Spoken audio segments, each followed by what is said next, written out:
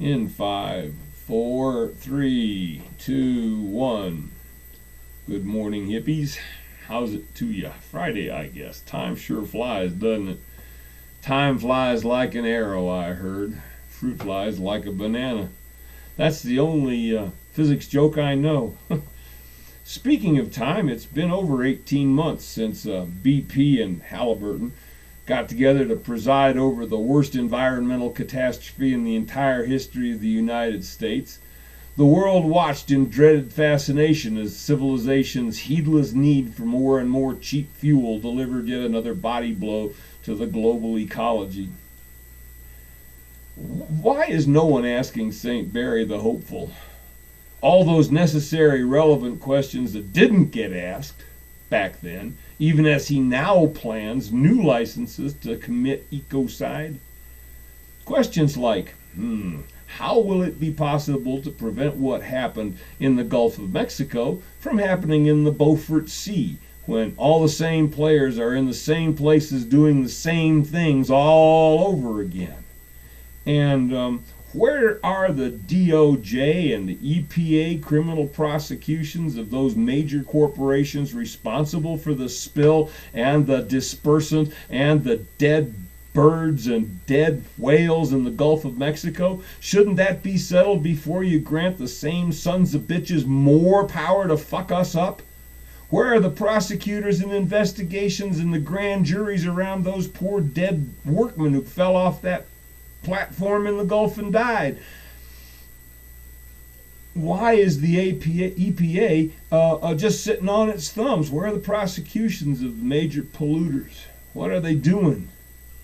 Indeed, those are good questions, and Echo would answer. Well, for one thing, they're coming down on whistleblowers like they were Arab terror cells, and those who support whistleblowers, and they're silencing the scientists. They're buying off critics and impugning their motives, helping polluters in some cases to shut up unruly locals and experts by threats and intimidation where bribery alone won't work. And meanwhile, the corporate sons of bitches, the miscreants, the liars, the corner cutters, the late night pollution dumpers, are unfettered still by anything like a social conscience or any new significant regulations which would work in the absence of the former. And they have yet again set out to do once more in that delicate, fragile, vital Arctic environment of oceans and permafrosts what the fuckers so baldly and blandly did in the Gulf of Mexico last year and in the South Timor Sea in 2009, with the enthusiastic presidential support and endorsement of St. Barry. And they're the same sons of bitches.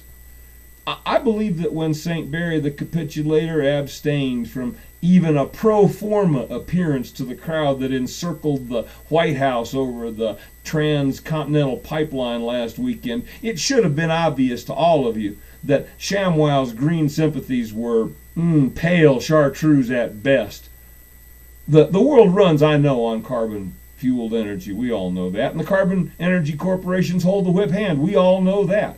Obombster has no more discretion about such matters, really, than a crossing guard can stop an onrushing semi. He can hold up a sign, but if they don't slow down, they're not jack shit he can actually do, except get out the way. And that's, I think, what St. Barry's doing, putting it out until after the election.